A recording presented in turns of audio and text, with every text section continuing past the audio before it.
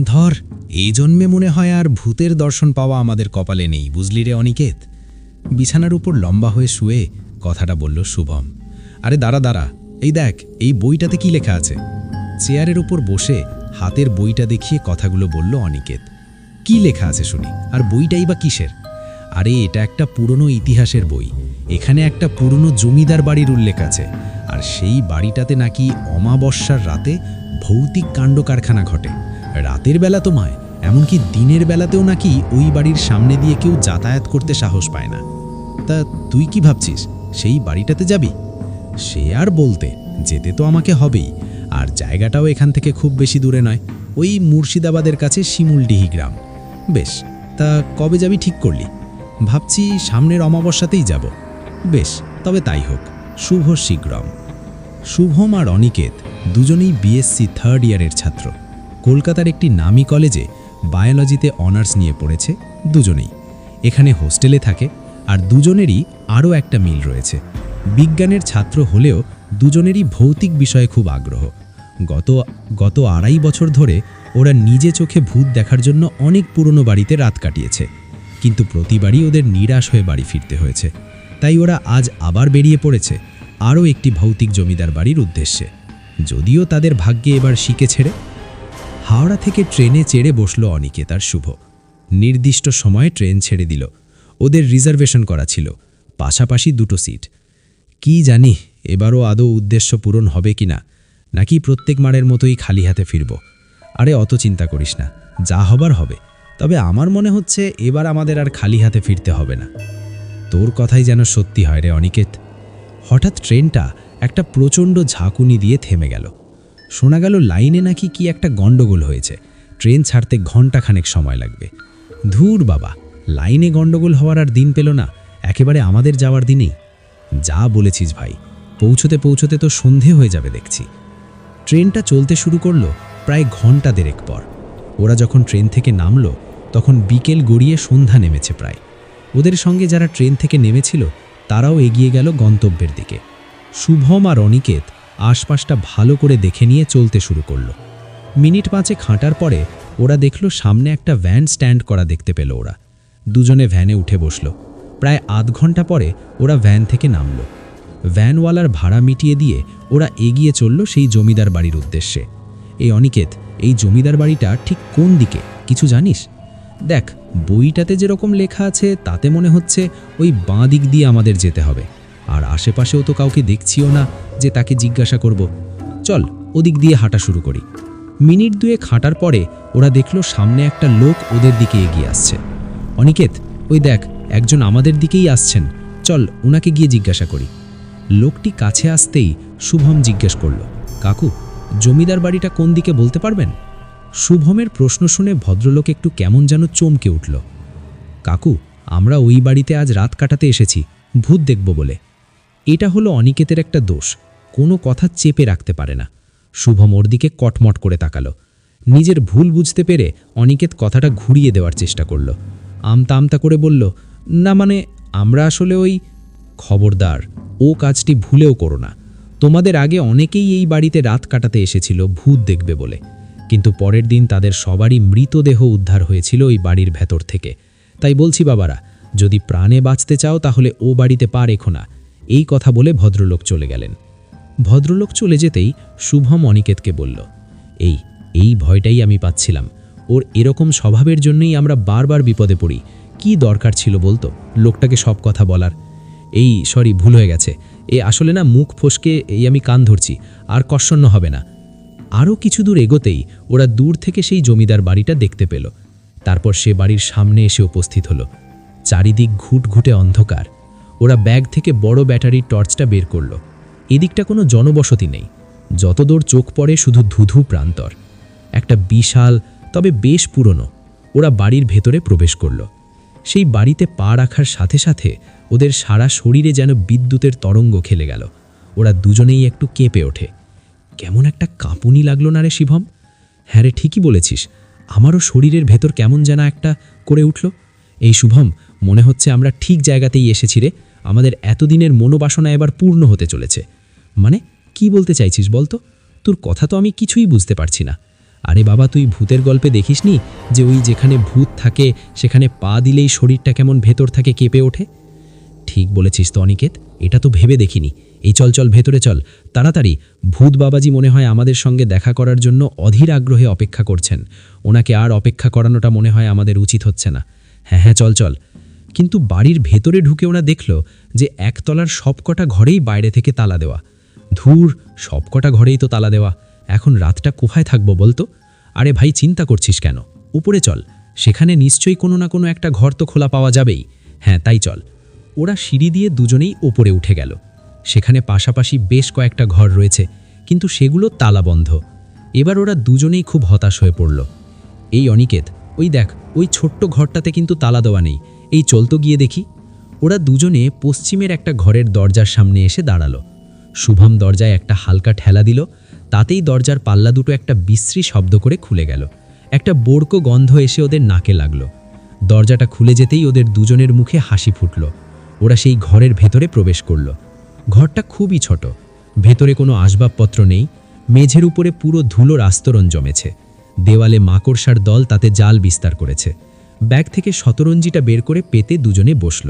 সামনে একটা মোমবাতি জ্বালিয়ে রাখল। তারপর অধীর আগ্রহে অপেক্ষা করতে লাগলো অশরীরীর আগমনের।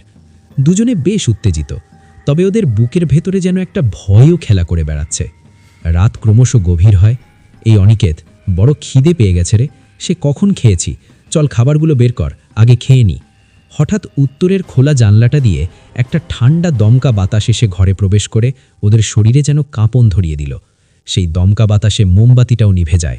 এই মোমবাতিটা নিভে গেল? হ্যাঁ রে শুভম, আমরা যখন এই ঘরে ঢুকেছিলাম তখন ওই উত্তরের জানলাটা বন্ধ ছিল। কি জানি ভাই, আমার তো ঠিক খেয়াল নেই। অনিকেত উঠিয়ে আবার জানলাটা বন্ধ করতে গেল। এই শুভম, ওটা কি? অনিকেতের চিৎকারে জানলার কাছে দৌড়ে গেল শুভম। তারপর বাইরের দিকে তাকিয়ে বলল, কোথায়? কে অনিকেত? ওই যে ওইখানটায় কি একটা যেন দাঁড়িয়েছিল, অনেকটা মানুষের মতো দেখতে, কিন্তু মানুষ নয় রে। আরে দুধ, তুই এখন থেকেই ভূত দেখছিস? এই চল চল, ওখানে গিয়ে বস। ওরা দুজনে আবার শতরঞ্জির ওপর এসে বসল, কিন্তু অনিকেতের মুখটা কেমন যেন থমথমে। কিরে, কি ভাবছিস তুই? কই, না তো কিছু না। এরপর দুজনেই চুপচাপ বসে রইল। বসে থাকতে থাকতে ওদের চোখ ঘুমে জড়িয়ে আসে। হঠাৎ খুট করে একটা আওয়াজে ওদের তন্দ্রা কেটে যায়। কিসের যেন একটা আওয়াজ হলো না এ শুভম? আরে আমিও তো শুনলাম, মনে হয় শব্দটা বাইরে থেকে এসেছে। দাঁড়া তো, আমি একবার গিয়ে দেখে আসি। মোবাইলের টর্চ জ্বালিয়ে শুভম ঘর থেকে বাইরে বেরিয়ে পড়ে। তারপর এদিক ওদিক দেখতে দেখতে হঠাৎ ওর চোখে পড়ে পাশের ঘরের দরজাটা অল্প খোলা রয়েছে। কিন্তু ওরা যখন দোতলায় এলো তখন তো দরজাটা তালা দেওয়া ছিল। তাহলে কি তালা খুলে কেউ ভেতরে ঢুকেছে, আর সেই তালা খোলার আওয়াজই ওরা পেয়েছে? শুভম আস্তে আস্তে দরজাটা খুলে ভেতরে ঢোকে, আর তার সঙ্গে সঙ্গে ওর নাকে একটা বিশ্রী পচা গন্ধ এসে লাগে। গায়ের ভেতরটা গুলিয়ে ওঠে ওর। মোবাইলের আলোয় ও দেখতে পায় ঘরের ঠিক মাঝখানেই একটা কালো রঙের বিড়াল মরে পড়ে আছে। সেখান থেকেই ওই গন্ধটা বেরোচ্ছে। কিন্তু এতক্ষণ তো গন্ধটা ছিল না। তাহলে কি এই বাড়ির ভেতরে কেউ ঢুকেছে? শুভমের একটু ভয় লাগলো। যদি কোনো চোর ডাকাত হয় আর তার হাতে যদি কোনো অস্ত্র থাকে, তাহলে তো তার সঙ্গে লড়াই করা ওর পক্ষে সম্ভব হবে না। ও চারিদিকে একবার আলোটা ঘুরিয়ে নিল। না, কাউকেই সে দেখতে পেল না। সেখানে আর এক মুহূর্ত অপেক্ষা না করে ও বাইরে বেরিয়ে আসে। ফিরে এসে দেখে অনিকেত শতরঞ্জির ওপরেই শুয়ে ঘুমিয়ে পড়েছে। শুভম ওর পাশে একাই জেগে বসে থাকে। কিছুক্ষণ পর ওরও ঘুমে দু চোখ লেগে আসে। ও অনিকেতের পাশেই শুয়ে পড়ে। এরপর কেটে যায় বেশ কিছুটা সময়। হঠাৎ শুভমের মনে হয় কেউ যেন ওর পা দুটো ধরে টানছে। ওর ঘুম ভেঙে যায়। চোখ খুলে উঠে বসে।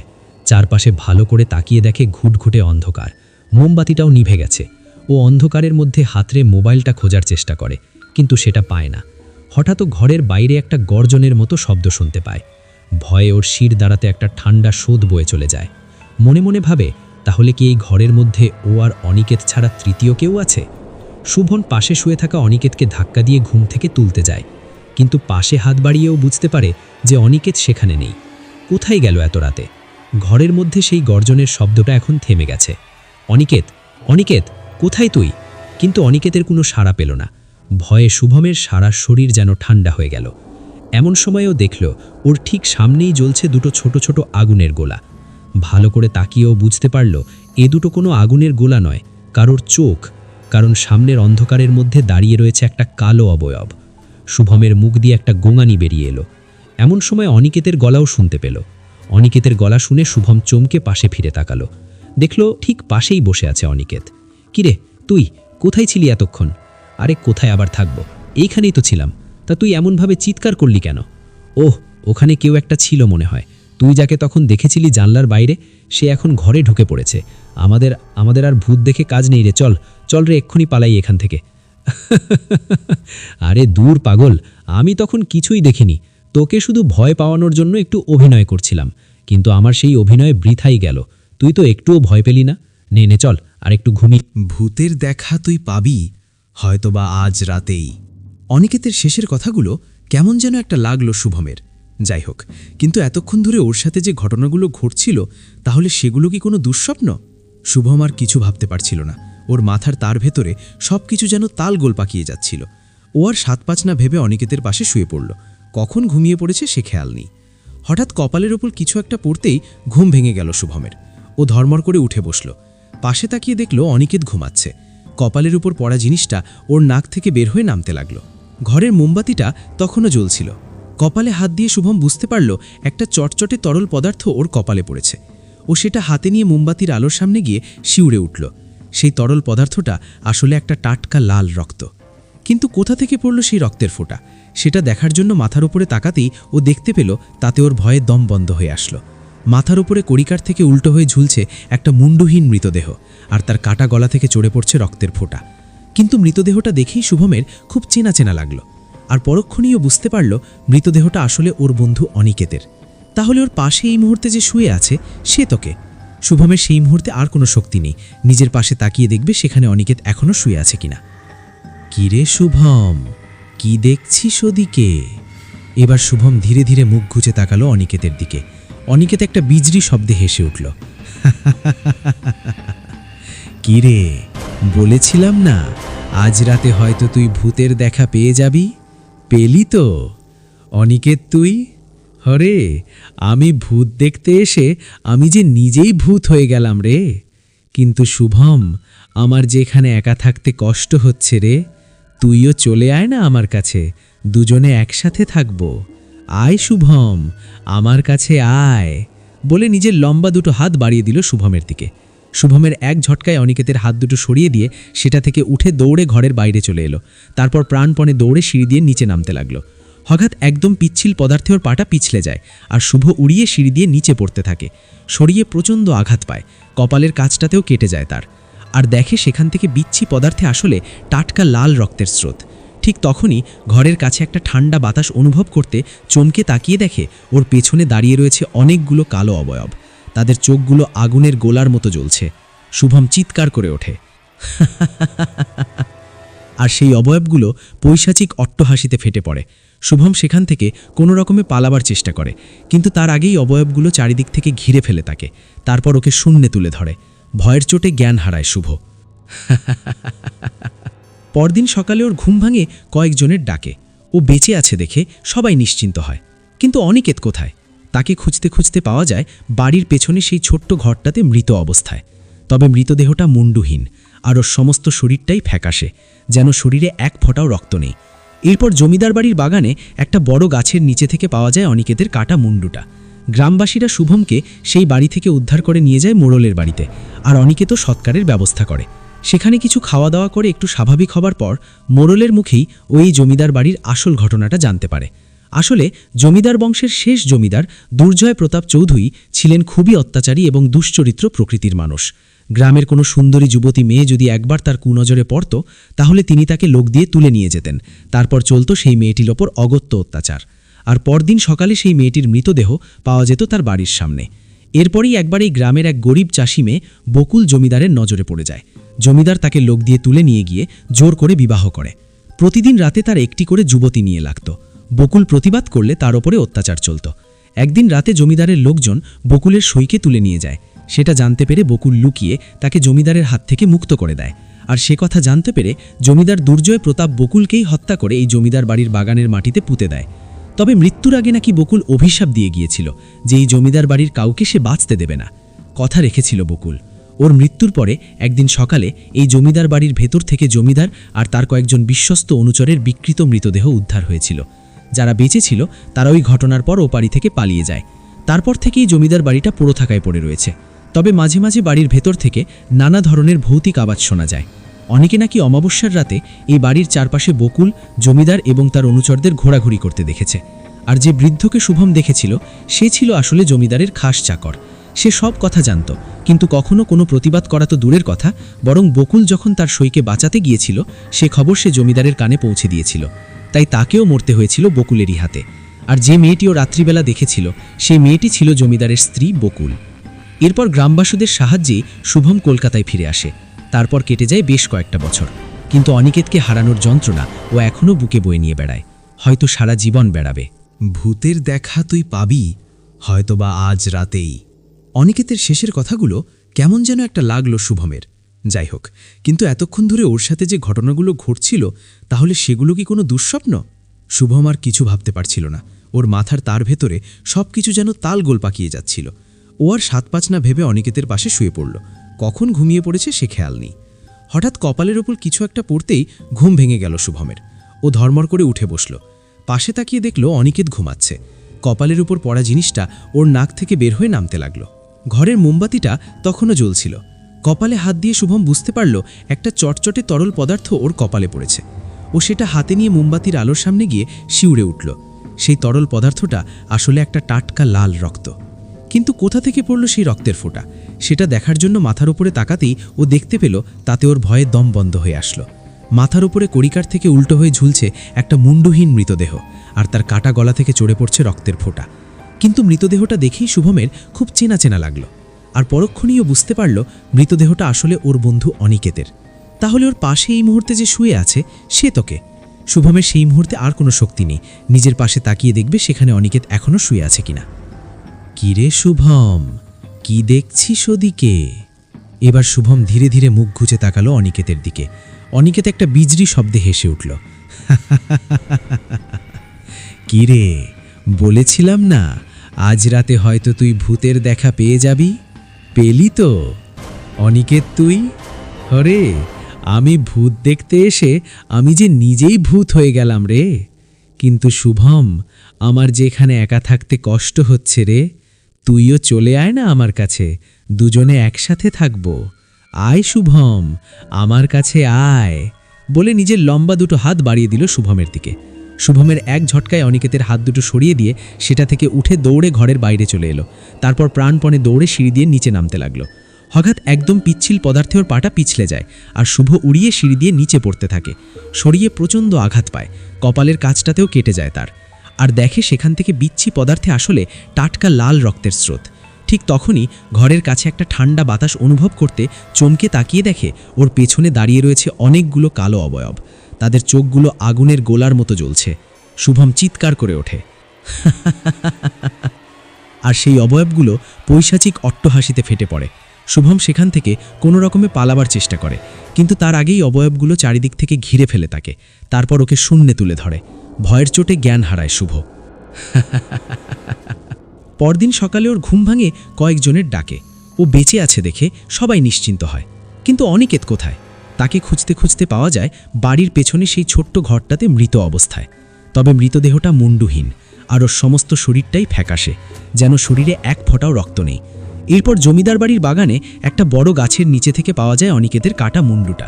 গ্রামবাসীরা শুভমকে সেই বাড়ি থেকে উদ্ধার করে নিয়ে যায় মোড়লের বাড়িতে, আর অনিকেতও সৎকারের ব্যবস্থা করে। সেখানে কিছু খাওয়া দাওয়া করে একটু স্বাভাবিক হবার পর মোড়লের মুখেই ওই জমিদার বাড়ির আসল ঘটনাটা জানতে পারে। আসলে জমিদার বংশের শেষ জমিদার দুর্জয় প্রতাপ চৌধুরী ছিলেন খুবই অত্যাচারী এবং দুশ্চরিত্র প্রকৃতির মানুষ। গ্রামের কোনো সুন্দরী যুবতী মেয়ে যদি একবার তার কুনজরে পড়ত, তাহলে তিনি তাকে লোক দিয়ে তুলে নিয়ে যেতেন। তারপর চলত সেই মেয়েটির ওপর অগত্য অত্যাচার। আর পরদিন সকালে সেই মেয়েটির মৃতদেহ পাওয়া যেত তার বাড়ির সামনে। এরপরই একবার এই গ্রামের এক গরিব চাষি মেয়ে বকুল জমিদারের নজরে পড়ে যায়। জমিদার তাকে লোক দিয়ে তুলে নিয়ে গিয়ে জোর করে বিবাহ করে। প্রতিদিন রাতে তার একটি করে যুবতী নিয়ে লাগত। বকুল প্রতিবাদ করলে তার উপরে অত্যাচার চলত। একদিন রাতে জমিদারের লোকজন বকুলের সইকে তুলে নিয়ে যায়। সেটা জানতে পেরে বকুল লুকিয়ে তাকে জমিদারের হাত থেকে মুক্ত করে দেয়। আর সে কথা জানতে পেরে জমিদার দুর্জয় প্রতাপ বকুলকেই হত্যা করে এই জমিদার বাড়ির বাগানের মাটিতে পুঁতে দেয়।